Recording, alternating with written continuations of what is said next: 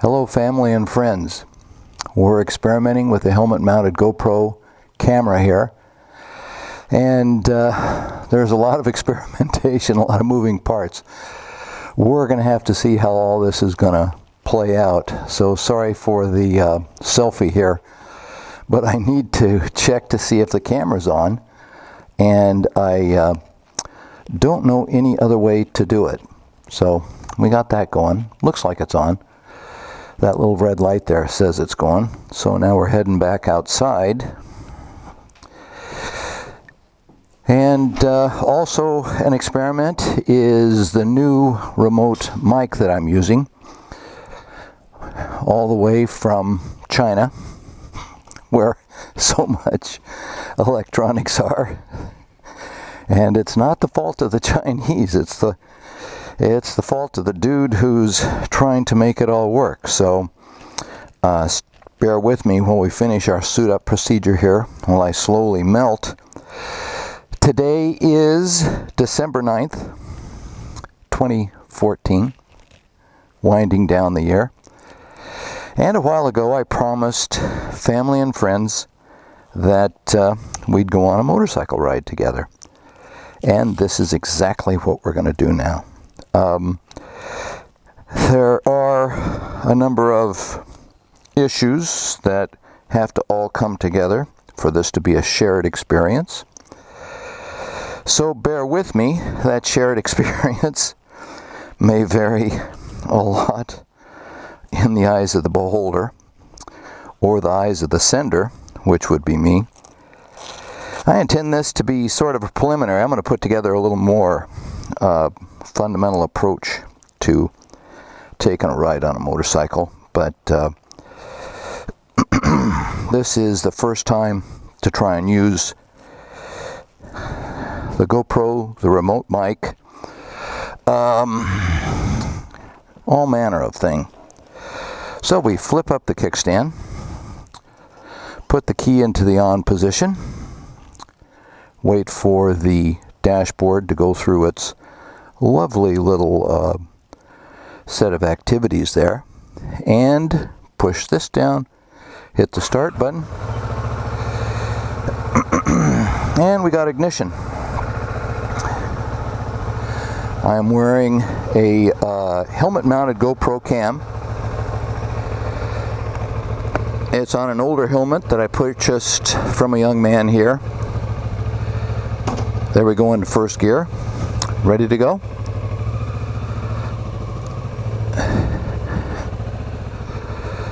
Okay, let's ease our way out.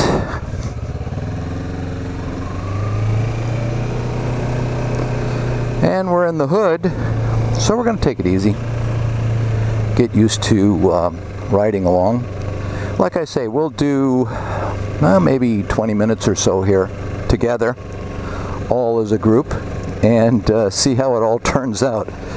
Be pretty interested. I'm interested as much myself, because I want to share as much as I can with family and friends, and I did after all promise that ride, and here it is. Get our little first gear blues there, trying to keep it down under our 15 mile per hour. I think I had it all the way up to about 17 there. And we'll take a kind of a circuitous route back out to the main gate, because I want to do a little loop that I'm used to. While I'm narrating, and I hope this goes through, let's see if it does, I want to dedicate this particular ride, the very first one, and the very first filmed GoPro type ride, to a certain David Edwards, 13 years old, and we've just come from a weekend where we had 3 days. He was the cause and the reason and the focus for family and friends from all branches of the family, and as typical of California, the United States, I guess, in this day and age, there are a lot of different branches and a lot of different people, but he's the guy, and what a pleasure it is, David, just seeing you grow up and to get that bar mitzvah. And by the way, I thought you did a terrific job, not only on your Torah portion, but in the speech, in the 2 speeches that you delivered. I don't think that comes naturally or easy to a lot of people, and I thought you did very well. But anyway, dedicated to you, David Edwards. You're going to get some noise. We'll see if the noise goes down when I put my face shield down completely in a moment or two as we head out the gate, because it's a warm day in San Diego. It's wonderful today. Gosh, it's just beautiful. And we had some rain last week while we were out of town, and just absolutely greened the place up, as green as a desert can be. And it's just gorgeous today, but warm for a kind of a motorcycle deal. Okay, nothing that way. Here we go, kids. Shields down. We'll see if the sound quality varies at all with the shield down. We're just going to cruise along, and we're going to do a little loop that I do around here for therapeutic type riding. I can certainly feel the drag on the GoPro. Boy, can I ever. Yeah, I don't know how those guys do it. So we're going to keep it down around 50 miles an hour and see what happens here. Maybe there's a better way to do this after all, but I can feel that big mushroom sticking up out of the top of my head there. It's kind of interesting.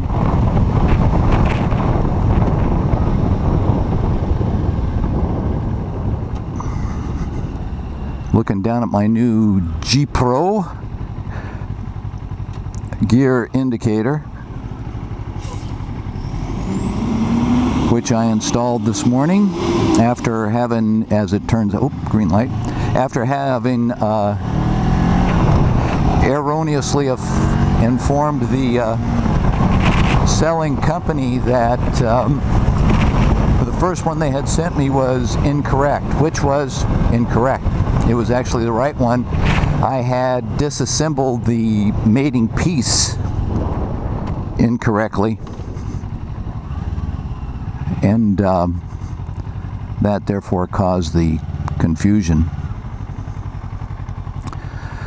All right, wait for a light here. You're going to see my little loop, as I said.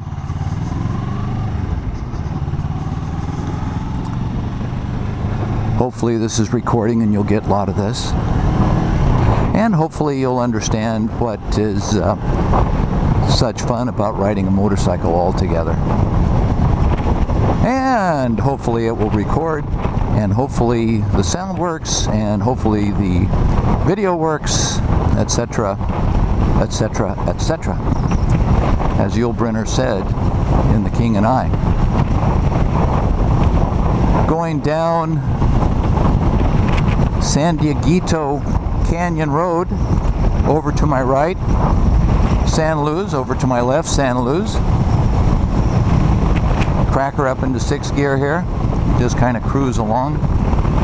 And this is kind of a fun one because it's a semi-quickish little road, but it has some serpentines. Makes it fun to ride on. Gives you some opportunity to get technical, as we used to say in the sports cars, and as I noticed they do on the sport bike world as well. Certainly don't like that car that's about 10 feet behind me. People who drive cars around motorcycle, note 2. Please, a motorcyclist does not enjoy the degree of protection that you do in an automobile, and down to 5th, and staying a couple inches, well, not a couple inches, but a few feet off their bumper offers no one any joy whatsoever. So it looks like they backed off a little bit. I don't know, maybe a bad attitude translates. So we're just kind of meandering along. We're going to do a right on El Apajo down here, and then do a quick loop around, because I'm, as I said, very anxious to see if this whole thing is working out, if any of this is recording and any of it is making any sort of sense whatsoever. We shall see. Heading into the sunshine, as I say, just an absolutely gorgeous day in the low 70s. Chill this morning. Chill California standards. Sorry, East Coasters. 53 degrees, which is cold by an old Southern California boy's standards. Although I must say, as a surfer, I certainly had my fair share of very chilly mornings, and that first wetsuit flush was always an exciting moment until you got that layer of water in there that allows you to heat up and warm up. Boy, that person is right on my tail. Don't like it. Again, note to automobiles. I just turned around and gave them a look, and they're actually not quite as close as they look in the mirror, and they backed off a little bit, but need to allow a car length for every 10 feet, ladies and gentlemen. The greatest breaker, by that I mean braking an automobile to a stop, and the greatest brakes on an automobile are not able to react to anything that happens ahead of them in a length shorter than that. So you need to allow that much. Also need to be aware, which most of us as we're driving along, let's face it, we just aren't all that aware. We've got a million things going on, and right now we got probably got mom and pop heading off to pick the kids up. Gonna make a right here, as I say, on El Apajo. Grab a little third gear. We'll go down, got the turn signal on. We'll go down to second gear and follow this slow poke. Cancel the turn signal. In a motorcycle, the turn signals are not self-canceling. You've got to remember to punch the button to turn them off, and that is quite a change. Add that to a senior citizen who can forget things now and then. Sorry, Maxine, it does happen. And you have the capability of leaving your turn signal on half a mile down the road, and you look down, you see this little annoying flashing light, and you think, what is that? And then you realize, oh, you klutz. And the people behind you have long since come to the realization that they're following a klutz, and they needn't pay attention to any more turn signals that you show, which is not exactly the outcome you're looking for. You want them to be aware of them right away the minute you throw them on.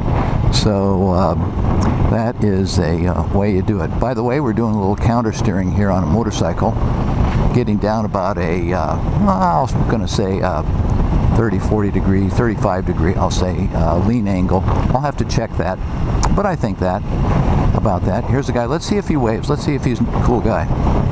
Yeah, cool dude. My kind of person. And on a sports bike, I might notice. Harley riders, there's a hierarchy to the motorcycle world. Not sure if you're aware of this out there, but Harley riders consider themselves to be the coolest. Call it the Marlon Brando knock-on effect. We're going to go down a little side street and then loop back around here, as I said. Here, we'll crank it up a bit. Got some speed.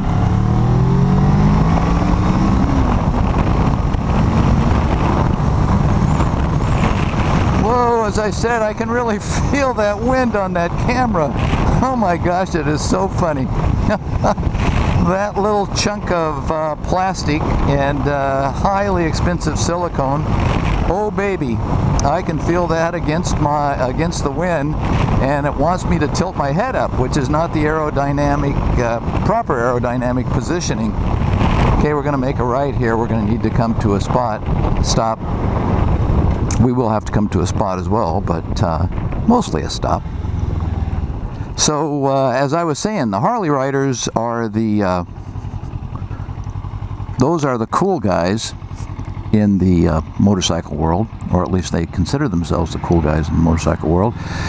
They will not ride to sport bike riders, particularly Japanese sport bike riders, because they're considered not true motorcycles.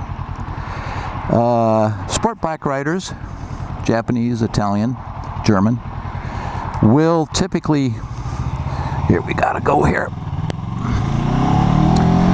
will typically wave to one another and acknowledge their presence. Got to cancel that turn signal, Coop. And acknowledge their presence. But that's just the pecking order. I have no idea how that came to be. Again, call it the Marlon Brando knock-on effect. He made that movie about 67 years ago. And a Cruiser Harley has been the epitome of bad boy motorcycledom ever since. Although I imagine there's been plenty of bad boys on other type of machines as well.